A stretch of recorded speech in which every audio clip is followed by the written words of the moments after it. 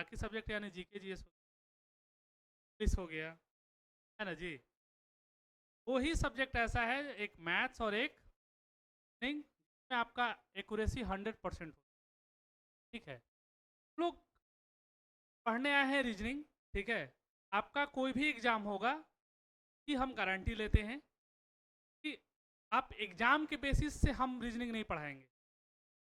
पढ़िएगा रीजनिंग ही, बैच पे लिखा हुआ रहेगा, ऑनलाइन में भी ऑफलाइन में भी, कि एसएससी जीडी का चल रहा है, बिहार एसएससी का चल रहा है, उस टेबल से ऊपर ही हम लोग पढ़ाएंगे। ठीक है, ताकि फ्यूचर में जाके कभी मन किया कि हम बैंक का एग्ज़ाम दे दें, या मन किया कि हम एसएससी सीजीएल का एग्ज़ाम दे दें, मन किया किसी डीएसएसबी का दे दें, या कोई भी एग्ज़ाम दे दें डिफेंस का या किसी भी तरीके का, तो हम लोग क्या करेंगे, उस लेवल का के तैयारी में शुरू से रहेंगे, है ना जी। तो ऐसा पढ़ना है रीजनिंग, क्या हल्ला हो रहा है, ऐसा पढ़ना है हम लोग को रीजनिंग कि शुरू से बेस मजबूत करना है, ताकि हम लोग इतना पढ़ें कि क्या हो, 12 फिर से रीजनिंग का मुंह देखने की जरूरत ना पड़े। हाँ, कोई भी काम वही कीजिए कि एक ही बार में मजबूत कीजिए, साल भर बर्बाद हो, 2 साल बर्बाद हो, लेकिन तैयारी पर अगर 2 साल हम दे दिए टाइम, क्या हो, तो 2 साल के बाद दोबारा किसी भी कोचिंग इंस्टीट्यूट का चेहरा देखने का हमको जरूरत ना पड़े, है ना जी। नहीं तो पता चलता है कि यहाँ पर बच्चा जो आता है ना, पटना का ट्रेंड हो गया है, ठीक है, आज इस इंस्टीट्यूट में है, कल उसमें, तुम इस इंस्टीट्यूट में भी पढ़ते हो, तो जी सर, हमसे ही रीजनिंग फिर पढ़ रहे हो, वहाँ से पढ़ चुका है, फिर यहाँ आ गया, यहाँ भी हमसे ही पढ़ रहा है। फर्क नहीं पड़ने वाला है। तब तक आप किसी भी चीज़ को मेहनत से नहीं पढ़िएगा, तब तक कुछ नहीं होने वाला है बाबू, है ना। रीजनिंग का मतलब, या जी का मतलब, या मैथ्स का मतलब, या करेंट अफेयर्स का मतलब, या इंग्लिश का मतलब, कोई भी चीज़ हो, हम जड़ मजबूत कीजिए, है ना। जड़ अगर आप मजबूत कीजिएगा तो कितना भी फुनगी पे बैठे हुए रहेंगे, कितना भी तेज तूफान आ जाएगा, हमको इस चीज का डर नहीं रहेगा कि वो पेड़ टूट जाएगा, फड़ जाएगा, है ना जी। सभी बरसात का मौसम चल रहा है ना, हम लोग मकान ऐसा बनाते हैं, दरवाजा बंद करके पंखा चला के एसी चला के चैन से सोते हैं, है ना जी। आखिर वो एश्योरेंस कहाँ से आता है, तो मकान के जड़ से। कितना भी भूकंप आए, कितना भी आंधी आए, कितना भी बाढ़ आए, हम सुरक्षित हैं। तो यही टेबल का सुरक्षापन हमको किस में लगाना है, पढ़ाई में। देखो, जीवन में हर साल त्योहार आता है, ठीक है, हर साल किसी ना किसी का शादी होगा, हर साल किसी ना किसी का डेथ होगा, ठीक है। लोग आपको तभी पूछेंगे जब आपके पॉकेट में पैसा है, तबे लोग कहेगा कि आप कैसा है ना जी। तो जीवन में शुरुआत स्टेज में नौकरी ले लीजिएगा, वो बहुत अच्छा होगा आपके लिए। शुरुआत स्टेज का मतलब, जिस अर्ली एज में आप लोग हैं, अभी यंग एज में, अगर अभी आप नौकरी ले लेते हैं तो आप नौकरी को एंजॉय कीजिए, और वही 30 या 32 के बाद नौकरी लीजिएगा, उस नौकरी पे राज करेगी आपकी, आपका बच्चा, आपका पति, आपके ससुर, है ना। कि क्या है, कमाओगी तो ससुर को पैसा नहीं दोगी, कहेंगे कि लाओ चाय पीने के लिए पैसा, तो है? नहीं नहीं नहीं, तो देना पड़ेगा बाबू, ये तो रीत है, ठीक है। तो वो चीज नहीं है, चीज हम बता रहे हैं आपको कि किस चीज को कितना अथा जाए। और सबसे बड़ा चीज आप लोग को मालूम ही होगा, दही गली गली बिकता है ना। मक्खन फ्रीज में बंद होके एकदम स्टैंडर्ड पैक होके आप देसी दाम पे बिकता है, जबकि उसी में से वो निकला है ना जी। दही को जितना ज्यादा मथिएगा, उतना ही ज्यादा मक्खन निकलता है। तो वही काम बोल रहे हैं, सब चीज 3 महीना के लिए, 6 महीना नहीं कहेंगे, 6 महीना कहेंगे। बिहार एसएससी में ज़्यादा टाइम नहीं है। तो इंसान ये दिमाग में डाल लिया है, बिहार एसएससी का एग्जाम साल भर बाद होगा, दिमाग में से निकाल ले, ठीक है। 2024 में चुनाव है, नीतीश कुमार प्रधानमंत्री बनने का ख्वाब देखे हुए हैं, ठीक है, अभी हर चीज का वैकेंसी देंगे, ठीक है। ये लाइव नहीं ना जाएगा जी, लाइव नहीं जाना चाहिए,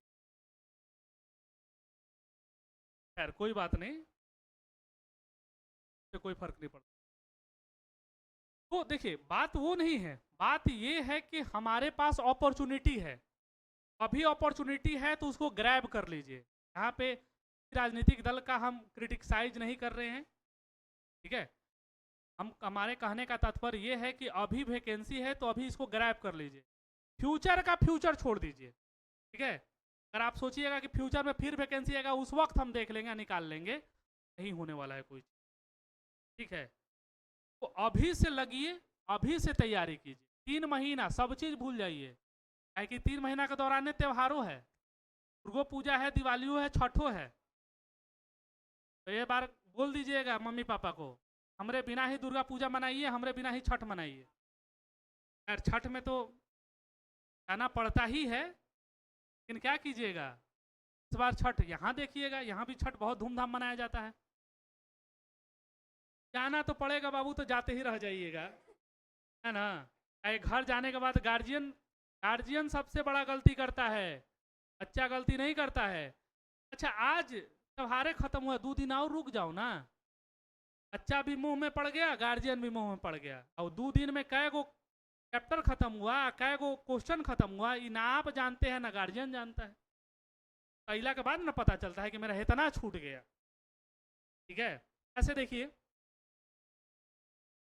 आप लोग जो बोल रहे हैं बिहार एसएससी, बिहार एसएससी और एसएससी जीडी दोनों का सिलेबस लमसम समतुल्य है, समतुल्य का मतलब बराबर के लमसम में है, ठीक है। दोनों में वही 12+ चैप्टर का डिस्क्राइब किया गया है कि 12+ चैप्टर आता है। क्या क्या हमसे इस पे फिर से लिखना पड़ेगा बाबू,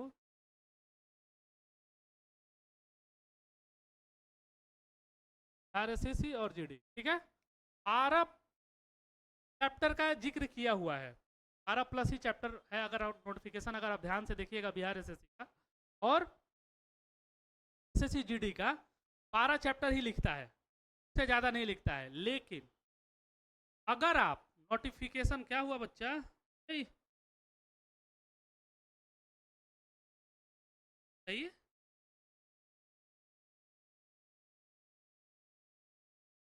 आना है तो जा सकती हैं आप।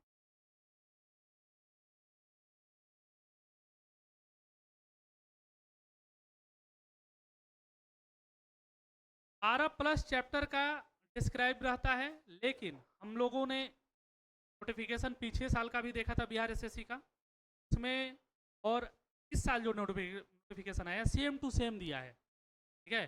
और पिछले साल का हम लोग क्वेश्चन देखें तो उसमें 31+ चैप्टर से क्वेश्चन दिया है,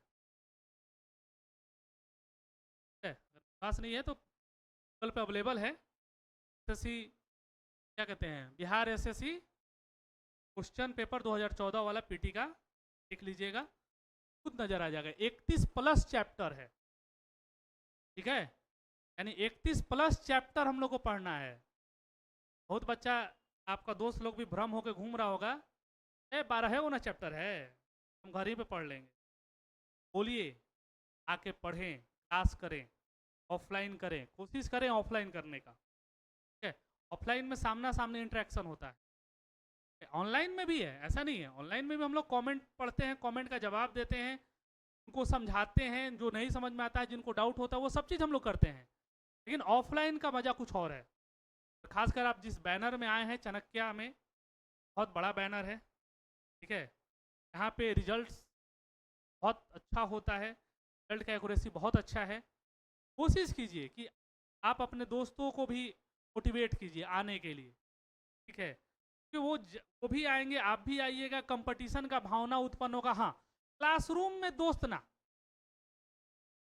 क्लासरूम में कोई दोस्ती नहीं, क्लासरूम से बाहर निकल के एकदम गला मिल के घूमिए, गला छूटना नहीं चाहिए, लेकिन क्लासरूम में एकदम कट्टर दुश्मन।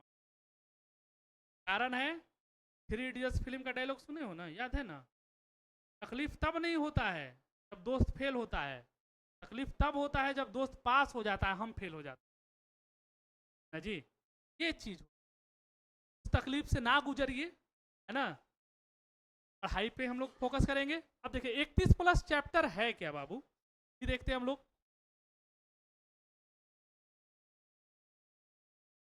शुरुआत में आता है अल्फाबेट, ठीक है। अल्फाबेट के अंदर 2 से अधिक चैप्टर इंक्लूडेड होता है। इसमें एक चैप्टर आ जाता है वर्ड फॉर्मेशन नाम से, वर्ड फॉर्मेशन नाम से, ठीक है। अल्फाबेट के बाद आता है क्लासिफिकेशन, क्लासिफिकेशन। क्लासिफिकेशन का मतलब होता है वर्गीकरण, ठीक है। अल्फाबेट का मतलब होता है वर्णमाला, ठीक है। हिंदी इंग्लिश दोनों में होगा, कोई दिक्कत नहीं होगा। अल्फाबेट में आपको सवाल जो भी रहेगा वो ए से जेड के इर्द गिर्द घूमेगा। सर बैठ जाओ ना, कहला एकदम पिलर के सामने बैठल है। अल्फाबेट में जो भी सवाल घूमेगा किसके इर्द गिर्द घूमेगा? ए से जेड के इर्द गिर्द घूमेगा। क्लासिफिकेशन एक ऐसा चैप्टर है इसमें डायरेक्ट ऑप्शन देता है, ठीक है। और क्लासिफिकेशन में डायरेक्ट 4 को ऑप्शन देगा, कहेगा इसमें से अलग कौन है। तब क्लासिफिकेशन का मतलब ही होता है वर्गीकरण, ठीक है। ऑड मैन आउट, भिन्न चुने, अलग चुने, ठीक है। ये सारा किस में आएगा? क्लासिफिकेशन में। कैसे कह देगा? आम, केला, बैंगन, सेव, क्या हो जाएगा? बैंगन। क्यों? क्योंकि वो क्या है? सब्जी है। बाकी सारे क्या हैं? फल हैं। तो क्यों का जवाब इसमें ढूंढना होगा। जितना जो चीज दिखने में आसान लगता है उतना आसान होता नहीं है, इस भ्रम पे मत जिएगा। फिर आता है आपका एनालॉजी। क्या आता है बाबू? एनालॉजी। एनालॉजी का मतलब होता है सादृश्यता, ठीक है। सादृश्यता का मतलब होता है मिलता जुलता होना। इसमें जो भी सवाल देगा वो रेशियो प्रपोर्शन में देता है, रीजनिंग ही है लेकिन रेशियो प्रपोर्शन में देता है। क्या देगा कि जैसे हाफ रेशियो गरम, प्रपोर्शन बर्फ रेशियो वाट, है ना। हाफ रेशियो, हाफ रेशियो गर्म, प्रपोर्शन बर्फ रेशियो वाट, ठीक है। तो ये पूछेगा कि वाट की जगह पर क्या होगा। तो देखिए इसमें क्या होता है कि प्रपोर्शन के पहले जो चीज हुआ, क्या हुआ? प्रपोर्शन के पहले जो चीज हुआ, प्रपोर्शन के पहले जो चीज हुआ है, प्रपोर्शन के पहले जो चीज हुआ, ठीक है, इधर वही चीज सेम टू सेम प्रपोर्शन के बाद होगा। क्या होगा? प्रपोर्शन के बाद होगा। यानी यहां पे क्या दिया है? वस्तु, उसकी स्थिति, है ना दिया है जी, है। भाप, भाप की स्थिति क्या होती है? गर्म। बर्फ क्या हो गया? वस्तु। अब बर्फ की स्थिति क्या होती है? ठंडा। आ रहा है समझ में? यानी हमको प्रपोर्शन के पहले समझना है और प्रपोर्शन के बाद बनाना है। आ रहा है समझ में? तो दिक्कत ऐसे जो भी बोर्ड में पढ़ाया जा रहा है इसका आपको पीडीएफ दे दिया जाएगा, पीटी का, इसका सेव करके डायरेक्ट डाल दीजिएगा टेलीग्राम जो भी चैनल होगा इन लोग का, ठीक है। है समझ में? Alphabet, classification, analogy. फिर आता है आपका बहुत important coding decoding. Coding decoding, है ना जी। कोडिंग डिकोडिंग में क्या होता है? राम को श्याम कहता है तो श्याम को क्या कहेगा, इस टाइप से जो सवाल रहता है वो क्या होता है? कोडिंग डिकोडिंग होता है। कोडिंग डिकोडिंग का जड़ लोग रख देते हैं अल्फाबेट चैप्टर में ही। अल्फाबेट चैप्टर अगर आप पढ़िएगा वहीं पे उसका क्या कहते हैं, बीजारोपण हो जाता है कोडिंग डिकोडिंग चैप्टर का। अच्छा, कोडिंग डिकोडिंग के बाद आता है आपको छोटा मोटा बहुत सारा चैप्टर है। लेटर डिजिट, सिंबल अरेंजमेंट आता है एक होता है लेटर कोड, लेटर कोड। फिर आपको आता है logical sequence of word, logical sequence of word, ठीक है, लॉजिकल सीक्वेंस ऑफ वर्ड। फिर आपको important chapter blood relation, blood relation, direction, ranking, Venn diagram,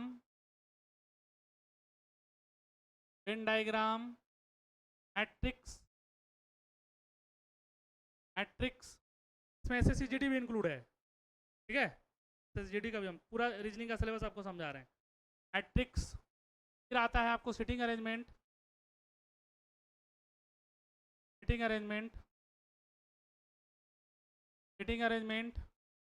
फिर आता है आपका पजल। अभी इसमें छोटा मोटा चैप्टर छिपा हुआ है। एक होता है नॉन वर्बल, ठीक है। नॉन वर्बल में 7+ चैप्टर होता है, ठीक है। फिर एक आता है एनालिटिकल रीजनिंग, इसमें 4+ चैप्टर होता है, ठीक है। प्रत्येक का हम नाम नहीं लिख रहे हैं। फिर आते हैं आपका क्लॉक होता है, डाइस होता है, कैलेंडर होता है ना जी, काउंटिंग फिगर्स होता है, और भी चैप्टर्स है आपका। हाँ, सेलुलिज्म है, छूट रहा है यहाँ पे, सेलुलिज्म है, इक्वलिटी है, ठीक है। और भी बहुत सारे चैप्टर है, लमसम 31+ चैप्टर है आपका। और इस 31+ चैप्टर को हम लोग को कवर अप करना है, हम कवर अप करवाएंगे आपको, ठीक है। आज पहला क्लास है, इंट्रोडक्शन है, तो आज कुछ पढ़ाई नहीं होगा एक्स्ट्रा। आज सिर्फ ये समझ लीजिए कि रीजनिंग का टॉपिक क्या है, रीजनिंग का सिलेबस क्या है, ठीक है। देखिए, ये एनालिटिकल रीजनिंग एक ऐसा रीजनिंग है, अगर आप उसको पढ़ भी लीजिएगा ना तो मत बनाइएगा, ठीक है। वो हम अगर पढ़ा भी देते हैं, कोशिश कीजिएगा एग्जाम में नहीं बनाने का। कारण है कि इसका सही होने का चांस 99% गलत होने का चांस होता है, यानी 1% सही होने का चांस। कारण है क्योंकि इसमें क्या जो सवाल देता है वो एनालिटिकली देता है। जैसे आपको दे देगा कि शहर की सबसे बड़ी चौराहा, डाक बंगला चौराहा डूब गई, पानी में डूब गई। अब दे रहा है 2 कारण, ठीक है। तो कारण एक पहला क्या दे रहा है भाई कि नाला जाम हो गया। दूसरा दिया कि रात भर बहुत भारी बारिश हुई थी। तब हमसे पूछ रहा है कि दोनों में कौन कारण है, ठीक है। दोनों में कौन कारण है। तो देखो, सबसे पहला चीज, इसको मालूम होगा डाक बंगला चौराहा के बारे में, वही कुछ बता पाएगा। तो चौराहा है कि का है, चौराहा इन द सेंस ऑफ जहां गोलंबर होता है ना जी, उसी को ना चौराहा कहते हैं, जहां 4 मुहान होता है, तो वो चीज होता है। अब दो जो हम कारण बताएं, वो दोनों स्वतंत्र रूप से कारण है, और उसका प्रभाव क्या हुआ, डाक बंगला चौराहा डूब गया। तो वहां तक सोचने के लिए आपको भी होना चाहिए, तभी आपका सही होगा। इसीलिए बोल रहे हैं कि 1% चांस है कि वो आपका सही होगा, न तो 99% गलती होने का चांसेस रहा। हाँ, उस 99 को 100 में कैसे बदलेंगे। Practice makes a man and women better. इतना ज़्यादा प्रैक्टिस कीजिएगा, उतना ज़्यादा आपको सोचने की क्षमता बढ़ जाएगी, है ना। क्लास में सर डांट दिए, पता चला कि कल मास्टरवा का बहरी निकलेगा तो मारेंगे। बाजार समिति में कोई आम चीज़ नहीं, बाजार समिति में शायदपुर में पुराट में सब आम चीज़। यहाँ पे स्टूडेंट पढ़ने वाला नहीं आता, रिस्पेक्ट करने की तुलनात्मक अभी तक जो एक रेशियो देखा गया, आप लोगों पे हम टीटा टिप्पणी नहीं कर रहे हैं, ठीक है। तो वो चीज होता है, वो शिक्षक आपको क्यों डांटे, आप में वो क्या कमी देख रहे थे, यही एनालिटिकल रीजनिंग है। एनालिटिकल रीजनिंग यही होता है। आप कह देगा कि फसल को भारी नुकसान हो गया, फसल को भारी नुकसान हो गया, काहे हो गया भाई, बारिश हुआ होगा, कीट पतंग का प्रकोप हुआ होगा जी, है ना जी। कीड़े मकोड़े भी तो आते हैं ना। अभी आप लोग सुने होंगे साल 1.5 साल पहले कि पाकिस्तान से कीड़ा छोड़ा था, लमसम गेहूं सफा चट कर गया था पंजाब में वो, है ना जी।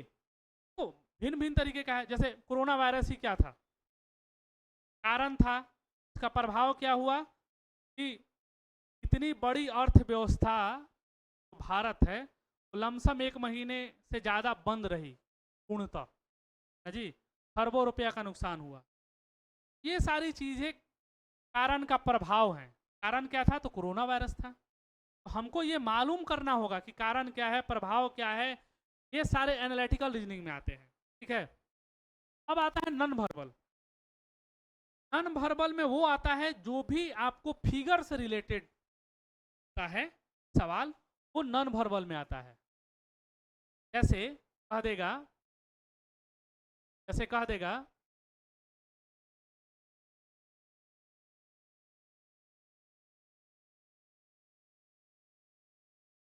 जैसे कह देगा प्लस माइनस,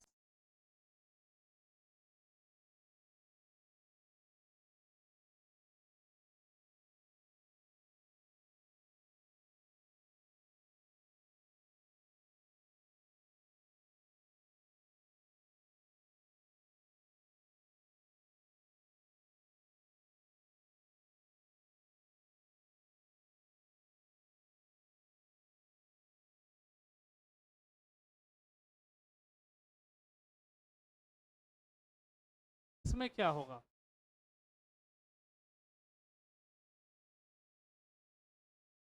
ये नॉन वर्बल है। इसमें फिगर से रिलेटेड आपको सवाल रहेगा, बताइए।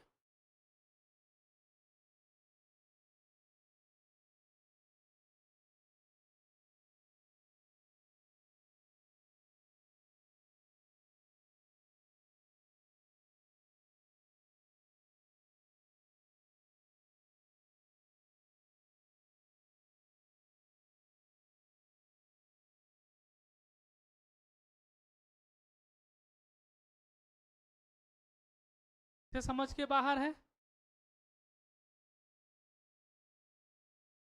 देखिए, किसी भी चीज वो समझ में है कि समझ के बाहर है, वो तभी मैटर करता है जब आप उसके बारे में जानते हैं, सीखते हैं। अगर जान गए, सीख गए, तो आसानी से पकड़ सकते थे।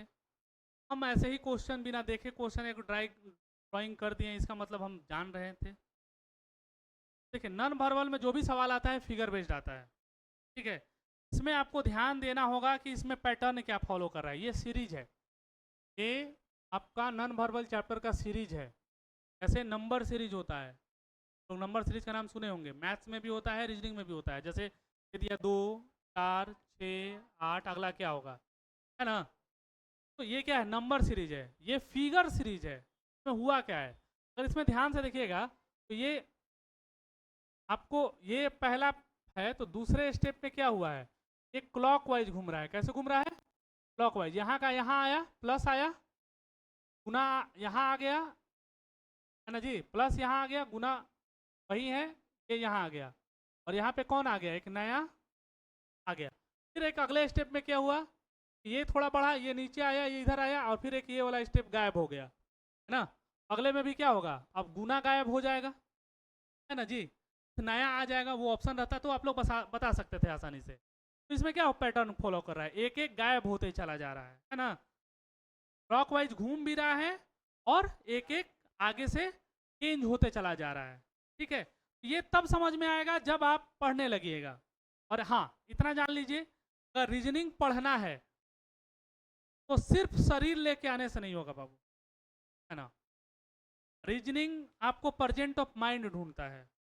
अगर रीजनिंग पढ़ना है तो क्या कहते हैं, दिल, लीवर, किडनी, गुर्दा, फेफड़ा, सब चीज लेके आना होगा, कि नहीं कि पता चला शरीर लेके आ गए, दिमाग है का, तो जाके दाल भात चोखा बनाना है ना, कपड़ा जाके धोना है, इससे में काम नहीं चलता। अगर आपको पढ़ना है, रीजनिंग प्रेजेंट ऑफ माइंड ढूंढता है और कुछ नहीं। रीजनिंग ऐसा नहीं है कि बहुत मुश्किल है।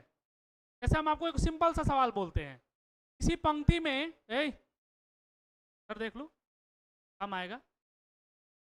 अगर कहता है किसी पंक्ति में मैं दोनों साइड से छठे स्थान पर हूं। इसी पंक्ति में मैं दोनों साइड से छठे स्थान पर हूं, तो मैं जिस पंक्ति में हूं उसमें कुल कितने लोग हैं?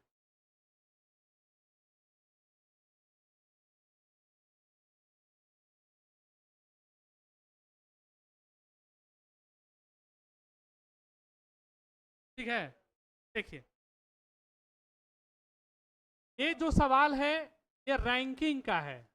ठीक है, ठीक है, ये जो सवाल हम बोले ये रैंकिंग चैप्टर का है। रैंकिंग चैप्टर सिर्फ एक फॉर्मूले पर शुरू होता है और खत्म होता है, T equal to A+B-1। Ranking आपका खत्म, रैंकिंग चैप्टर खत्म, दावा करते हैं। इससे ऊपर आ गया सवाल तो आप हमको बताइएगा। ये आपका रैंकिंग चैप्टर खत्म, जाके घर पे बनाइएगा रैंकिंग चैप्टर। क्यों, कैसे, ये अब बता दें। T का मतलब होता है टोटल, क्या होता है बाबू? टोटल। A का मतलब वन साइड, अब B का मतलब होता है अदर साइड। ठीक है, टोटल आप तभी ज्ञात कर सकते हैं जब किसी एक आदमी का, क्या बोले हैं, किसी एक आदमी का, किसी एक आदमी का दोनों साइड ज्ञात हो, दोनों साइड ज्ञात हो। आया समझ में? तो हमको क्या मालूम था, एक पंक्ति में मैं दोनों साइड से क्या हूं, 6 स्थान पर हूं, यानी A+B-1। T हमको पूछ रहा है ना जी, 1 से 6 और एक साइड से 6, 12-1 यानी 11। समझ में? रैंकिंग चैप्टर आपका खत्म हो गया। आपको विश्वास नहीं है तो जाके रैंकिंग का चैप्टर खोलिएगा रीजनिंग में और उसको बना के देखिएगा, तब आप हमको बोलिएगा कि सर आप बोले थे और नहीं हमसे बन रहा है सब। इसका एक और फॉर्मूला है जो इसी से निकलता है, और वो है ये है B equal to T-A+1। B का मतलब अदर साइड। अगर अदर साइड ज्ञात करना हो, हमको क्या ज्ञात होना चाहिए? पहले तो कुल संख्या, दूसरा उस आदमी का एक साइड, तब हम क्या निकाल सकते हैं, उसका दूसरा साइड भी निकाल सकते हैं। हम बार बार बोल रहे हैं, विश्वास नहीं है घर पे जाइएगा, रैंकिंग चैप्टर खोलिएगा, रैंकिंग चैप्टर, क्या बोले हैं, रैंकिंग चैप्टर खोलिएगा और उससे सवाल बना के देखिएगा। नहीं बनेगा तब आप हमको बोलिएगा। रैंकिंग चैप्टर है, ठीक है, सिर्फ इस फॉर्मूला से आपका पूरा का पूरा रैंकिंग चैप्टर खत्म। अब हाँ, अब समझने का फेर है कि आप किस क्वेश्चन को किस रूप में समझते हैं और कैसे देखते हैं। ठीक है, जरूरी नहीं है कि पंक्ति में एक ही लोग रहेगा, 2 लोग भी रहेगा, 4 लोग भी रहेगा, 5 भी रहेगा, 6 भी रहेगा। आ रहा है समझ में? तो उसके अनुसार फिर अपना दिमाग भी वैसे घुमाना पड़ेगा, है ना।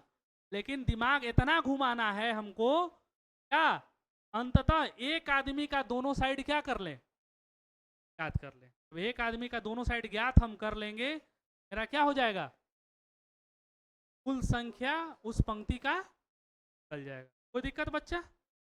ये है रैंकिंग। ठीक है,